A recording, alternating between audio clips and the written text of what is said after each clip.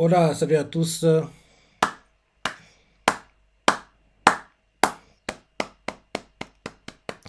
Oui, très bon chapitre, hein. Très bon chapitre de Kingdom cette semaine.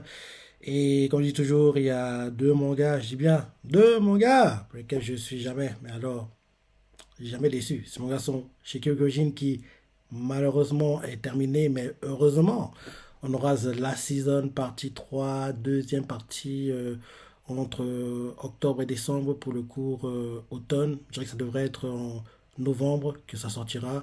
Et bien sûr, Kingdom. Kingdom qui aura un troisième film live cet été, fin juillet. Et oui, la saison 5 tant attendue, qui a adapté de l'arc Kokuyu, qui est l'un de mes arcs préférés, sortira seulement en janvier, hiver 2024. Oui, on s'est arrêté au dernier chapitre. Oui, Shin a réussi à convaincre Kampishi de les rejoindre. Et ce chapitre, oui, les interventions de la voix off sont assez, enfin, me font peur, quoi. Vu les indices que la voix off fait comprendre, les petites révélations qu'on a à gauche et à droite, je dis, il y aura des événements assez choquants qui vont avoir lieu prochainement, quoi. Donc, oui. Si j'ai bien en gros interprété ce que dit la voix. Dans le début du chapitre, Campiché est présenté. En gros, c'est le représentant de la doctrine juridique pendant la période de rang combattant. Et en gros, il a étudié aux côtés de Rishi, quoi, pendant sa jeunesse. Et tous les deux, quoi, en gros, ont étudié le légisme et auprès de Junshi, quoi, de Shu. Et c'est l'auteur, en fait, de la théorie de la nature malfaisante, quoi. Donc, en gros, on explique en gros qui il est. Et en gros, que oui, Campiché a écrit pas mal de choses.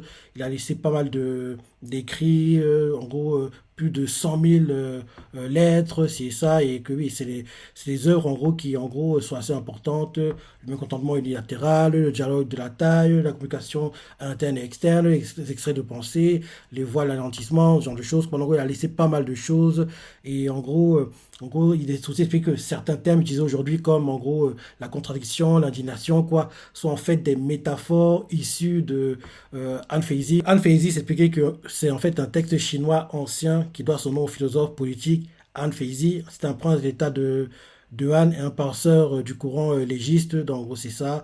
Donc, en gros, au départ, il est présenté quoi? En gros, il est représenté qu'on sache qui est Campichi.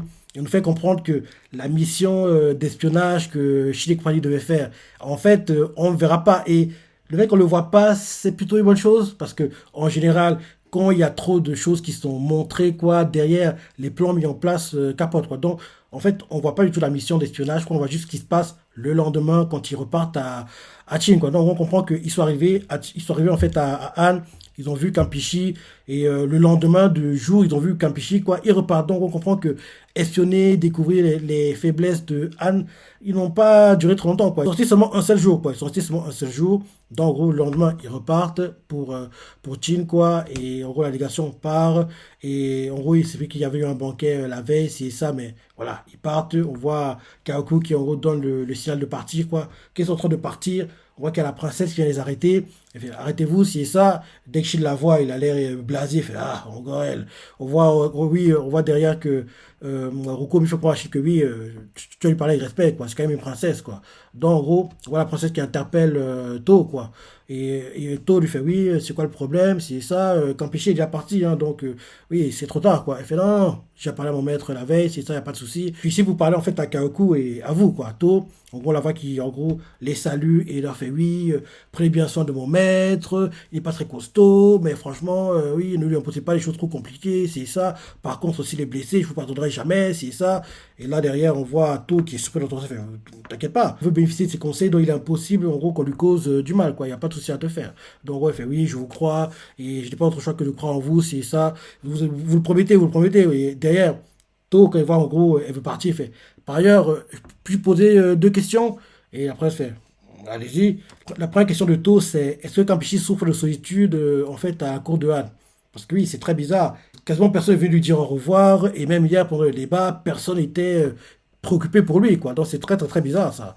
Et là, derrière, la princesse explique en fait que oui, qu'en gros, c'est normal, quoi. Parce qu'en fait, de tous les royaumes des plaines, quoi, Han est celui qui est le plus influencé par le confucianisme. Et en gros, il y a beaucoup de personnes qui sont adeptes de ça à Han. Et comme lui, il est plutôt en fait adepte du légisme. Donc en gros, ils sont traités comme en gros des parias. C'est ça, ils sont pas trop appréciés, quoi. Donc c'est pour ça qu'en gros, comme Han est dominé par le confucianisme, donc c'est pour ça en fait que les personnes qui sont pour le légisme sont pas trop appréciées à Han, quoi. Donc c'est pour ça en fait que Campeche n'a pas trop de support à la cour, quoi, au palais. Donc c'est ça. Et Shin qui sait pas ce que c'est, il est plutôt surpris, il fait confucianisme, c'est ça, il comprend pas, quoi. Derrière, tout fait, vous n'en souhaitez pas vous aussi, votre majesté? Parce que oui, vu qu'en gros, elle est en fait une disciple de Campeche, et vu que maintenant il est parti, donc ouais, c'est encore plus isolé, quoi. Donc oui, vu que lui est déjà isolé à la base, quoi, déjà, et là, comme il va partir, elle sera plus isolée encore, quoi. Donc ça sera compliqué pour elle de supporter l'isolement, quoi. Donc en gros, c'est ce que tout le monde comprend la question, quoi.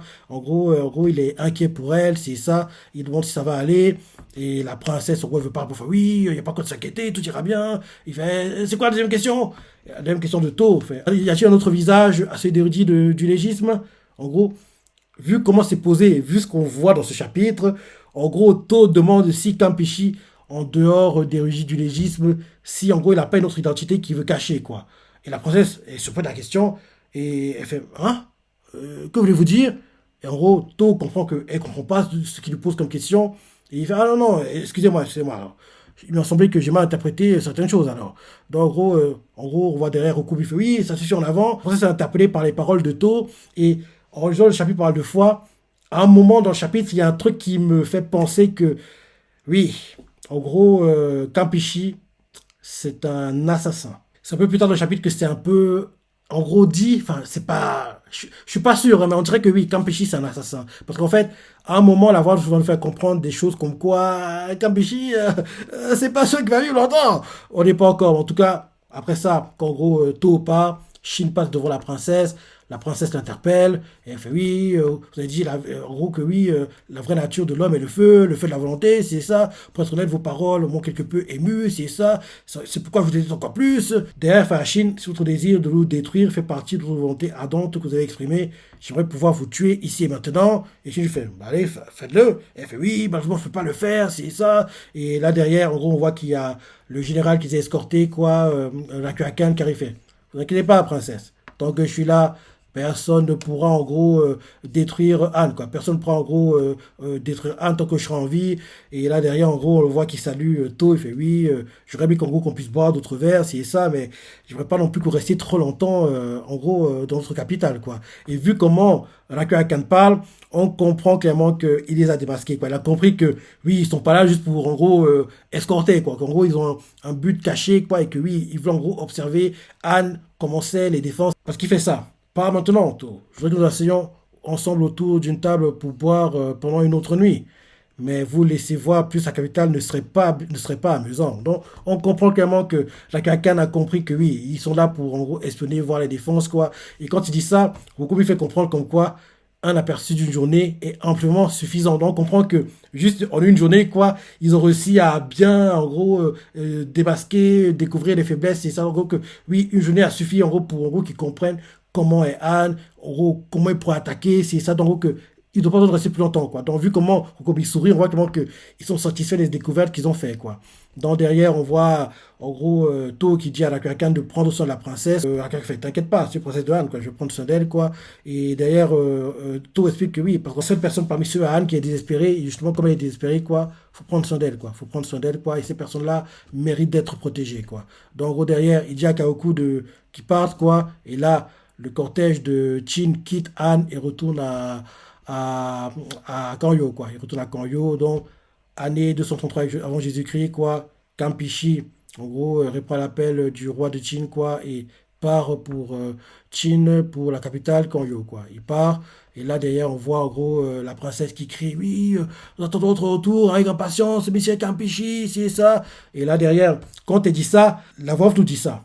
Mais cette visite de Campeche à Qin connaîtra une fin que personne n'aurait pu imaginer. Quand je dis ça comme ça, je me dis que peut-être que Campeche, il va essayer de tuer Sei, et comme il aura essayé de tuer Sei, on va le tuer derrière, on va c'est un assassin, parce que oui, mais cette visite de Campeche à Qin connaîtra une fin que personne n'aurait pu imaginer. Donc, vu comment c'est dit, on dirait que c'est une fin, en gros, triste, pas une fin heureuse pour lui. J'ai un peu peur, quoi. J'ai un peu peur pour Campeche, et vu comment c'est dit, on comprend aussi que oui, il va jamais retourner à Han, quoi. Han avant ou après conquête de Chine, quoi. Il va jamais y retourner, quoi. Donc on dirait qu'il va mourir.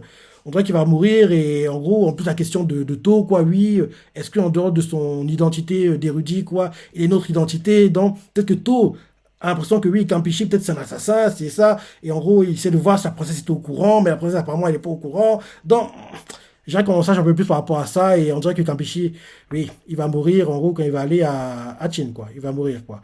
Après ça, on change de point de vue, on nous montre, on retourne à Riboku, qu'on n'avait pas vu depuis 2, 3 chapitres maintenant. On nous montre en fait Buan, quoi. C'est une ville qui est frontalière à la nouvelle frontière que Chine a créée. On prend les forteresses de Bujo et Eyo, quoi. Donc, en gros, Buan, quoi, c'est une nouvelle, en gros, ville forteresse frontalière à Chin, quoi. Donc, c'est à l'ouest de la capitale de Jao, quoi, Canton. Donc, en gros, on montre que cette ville-là, quoi, vu qu'en gros, elle est frontalière à Chin maintenant, donc, en gros, c'est un lieu stratégique. Donc, en gros, c'est très important. Donc, en gros, c'est une ville qui pourrait être utilisée pour essayer d'attaquer, en gros, Jao, quoi. Donc, en gros, c'est une ville très importante. Et comme c'est une ville très importante, donc maintenant, elle a été donnée à Riboku, quoi. Donc, Riboku, en gros, le château de Buan, quoi, est devenu sa forteresse personnelle, quoi. Donc, on le voit qui entre, quand il entre, il est accueilli en héros, quoi. Les gens crient, en fait, Buakun, Buakun, quoi. En gros, c'est le nom qu'on lui a donné, quoi. Ce titre signifie, en fait, souverain de Buan, quoi. Et en gros, ça signifie que oui, Riboku, c'est en fait le chef de Buan. En gros, c'est ce qu'il a eu comme récompense pour, en gros, ce qu'il a fait. C'est ça, on tué Kanki, tout le tralala, quoi. Donc, en gros, les gens balancent des confettis, les gens crient Buakun, Buakun. Les gens sonnent les cloches, c'est ça. Donc, en gros, c'est la fête, quoi. Kane est impressionnée par le spectacle, elle est heureuse, quoi. Et là, derrière, on voit, en gros, Balanji qui fait, ouais, franchement, toute la cité entière vient nous accueillir, quoi. C'est magnifique. On voit Kane qui a les larmes aux yeux, ému de voir à quel point, oui, Riboku est vénéré, quoi, qu'en plus, on leur a donné une forteresse, et ça. En gros, ils sont heureux. On voit derrière Futei qui explique que, oui, enfin, on a un endroit où dormir, quoi. Parce que jusqu'ici, on n'avait pas vraiment de maison, quoi. Donc, enfin, la forteresse appartient à Riboku, quoi. Donc, en gros, on est chez nous, quoi. On n'a pas de maison jusqu'ici. En gros, les heureux que oui, il y a un tel retournement de situation parce qu'avant, ils étaient pourchassés, on voulait les tuer, maintenant, ils sont accueillis comme des héros, quoi. Donc, il est vraiment heureux de tout ça. Et derrière, il fait comprendre à Kaine qu'en fait, chacun, ils ont un palais, quoi, dans la forteresse, quoi. Dont ils sont heureux, ils auront des grandes maisons chacun, tous heureux. On montre en gros Bafuji aussi qui est heureux que oui, même s'il n'a pas fait grand-chose, quoi, il aura aussi en fait un palais. Et là, on voit en gros Fidel fait comprendre que non, Bafuji, t'as joué un rôle important. Le seul qui n'a pas joué le rôle important pendant les combats, c'est Kosumi la queue, quoi. En gros, il a quasiment rien fait, quoi. Donc, en gros, ils sont heureux, ils sont bien reçus. Et là, derrière, en gros, ils sont heureux de recevoir toutes ces récompenses-là pour cette bataille, même si elle n'a pas duré très longtemps, mais oui, elle a eu un impact très important, quoi, dans ses biens, parce qu'en plus, l'impact important, c'est la mort de Kanki, quoi. Derrière, en gros, Riboku fait comprendre à Sega que non, que c'est pas seulement, en gros, leur bataille qui a permis la victoire. En gros, la victoire, quoi, qu'ils ont actuellement, le chemin a commencé lors de la défaite de Keisha contre Kanki, parce que quand, en gros, Kanki a battu Keisha, enfin, l'armée Kanki a battu l'armée de Keisha, même si on sait que c'est Shin qui a fini Keisha. Quand l'armée de Kanki a battu l'armée de Keisha à Kokuyu, quoi, Riboku observait le combat à distance. Donc, en gros, en observant comment Kanki se bat, il a pu trouver les faiblesses de Kanki. Donc, oui, en gros, c'est depuis l'arc Kokuyu, entre guillemets, que, oui, il a préparé la victoire contre Kanki, quoi. Donc, en gros, ceux qui, en gros, sont morts pendant cette bataille-là doivent aussi être remerciés, quoi. En gros, faut pas oublier ça. Donc, c'est grâce aussi à eux que on en est là aujourd'hui, quoi. Donc, en plus de ça, on a vengé Keisha, donc c'est une bonne chose. Et on voit d'ailleurs Futei qui explique que, oui, avoir un général comme Riboku qui peut révéler les faiblesses comme ça, c'est très dangereux, quoi. Heureusement qu'il est avec nous, quoi. Derrière, on voit, en fait, Gakusho dit que c'est exact, qu'en fait, parmi les généraux, quoi, comme Riboku, Osen ou Kanki, en gros, plus ses compétences en stratégie sont grandes, plus l'information devient l'arme la plus efficace contre lui, quoi. Donc, en gros, c'est ça, quoi. Donc, c'est comme ça, en gros, que oui, ce genre de généraux peuvent être battus parce que ils sont tellement à un niveau élevé que oui, c'est pas un combat singulier que tu les battras, quoi. C'est, en gros, plus t'as d'infos sur eux que tu les battras. Et Futei fait comprendre que Kanki a été tué à cause de son manque d'informations, quoi, sur les pièges qu'il attendait à la province septentrionale de Jao. Gaku explique que justement, quand Oki était battu, bizarrement, il y avait aussi une interruption de flux d'informations, quoi. Donc, en gros, que Seriboku, on pourrait en gros le décrire comme le monstre de la guerre de l'information, quoi. En gros, on pourrait le décrire comme ça. Quand Futé entend ça et commence à dire dans sa tête, peut-être qu'en fait, il existe une unité spécialisée dans, en gros, la guerre de l'information, quoi. En gros, qui serait le commandant de cette unité? Il réfléchit, il réfléchit, il réfléchit. Il pense que ça devrait être Suicidue, quoi. Et je pense qu'il a raison. Parce que Kaine, il est trop émotive. Balanji, il est trop, entre guillemets, brutasse, quoi. Futei, entre guillemets, c'est un peu il n'est pas assez, c'est un peu l'idiot du groupe, on va dire ça comme ça, dans le gars qui est plus cérébral, qui est en gros, qui est pas dans les sentiments, quoi, qui en gros fait les choses de façon efficace. Le gars qui est réaliste, assez cérébral dans son approche, c'est plutôt, en gros, c'est une Sidiou, quoi. Donc je pense que ça devrait être lui. Donc je pense que Futei a raison que c'est Sidiou qui gère les infos, quoi. Donc en gros, quand le cortège passe comme ça, on montre qu'il y a des bureaucrates de Buyan, quoi, qui les voient, quoi, ils parlent entre eux, ils sont heureux de voir que Kakushu est là. Donc vu qu'il est là, ça dit qu'en fait, entre beaucoup les partisans de Seika, tout va bien, ils sont impressionnés, c'est ça. En gros, il explique que oui, vu qu'en gros, maintenant, en gros, Riboku est là, en gros, les soldats de Buyan vont être galvanisés, quoi, la plupart de Riboku à un niveau d'un, quoi, donc, ça aura un impact sur la forteresse, quoi, ils sont encore plus forts, plus injouables, ils sont heureux de tout ça. Et on montre que parmi eux, quoi, il y a l'un d'eux qui s'appelle Yoka, et on voit l'un des gars, Yoka, il fait, hey Yoka, devrions-nous prévenir Rishi que l'invasion de Jao dans le sud sera devient de plus en plus difficile? Et Yoka explique que oui, et c'est expliqué par la voix off que Yoka, là, en fait, c'est un espion qui a été placé par Shobunkun à la cour de Jao. Mais en fait, maintenant, en gros, c'est Rishi qui s'occupe de lui. En gros, Shobunkun a fait comprendre à Rishi que oui, c'est lui qui l'a géré maintenant, quoi. Donc, en gros, que Rishi s'occupe de lui. Mais, vu comment la voix off en parle, on dirait que c'est l'agent double. On nous dit, cet homme était à l'origine un espion placé par Shobunkun à la cour de Jao. Et il est maintenant ce commandement de Rishi. Du moins, c'est ce qu'il est censé être. Donc, en gros, tu comprends par là que, en fait, c'est un agent double. Donc, peut-être qu'en fait, quand, en gros, il arrivait à Jao, quoi, il a été démasqué par Iboku. Et derrière Iboku, ça revient à ce qu'il devient un agent double. Donc, en gros, maintenant, il bosse pour lui. Et en gros, il donne de fausses informations à Chin. Donc, c'est peut-être ça. C'est peut-être ça, en fait. Donc, en gros, je pense que Yoka est un agent double maintenant. En plus, l'un de ses sbires va aller, en fait, à Kanyo, quoi, pour voir Rishi, c'est ça, mais il fait non, j'irai personnellement. En gros, il va aller pour demander, en fait, à Rishi quel sera le prochain objectif de Chin, quoi. Attaquer les provinces nord de Jao ou attaquer Yan, quoi. Donc, en gros, vu que Rishi lui fera confiance, il va lui révéler qu'ils vont attaquer Yan, et quand il sera qu'ils vont attaquer Yan, il le dira derrière à Riboku, donc Riboku va mettre des bâtons d'héros à tir, qui va attaquer Yan, donc en gros, Riboku va continuer à les gêner, quoi. Moi qui pensais qu'on ne le verrait plus pendant un moment, mais en fait non, il est toujours là. Il est toujours là. À mettre des bâtons dans les roues, quoi. C'est très, très, très, très, très frustrant, quoi. Donc, vu qu'on s'est expliqué, Yoka est un agent double, mais Chin n'est pas au courant. Donc, quand en gros il va arriver à Chin, Rishi lui fera confiance, lui parlera naturellement, c'est ça.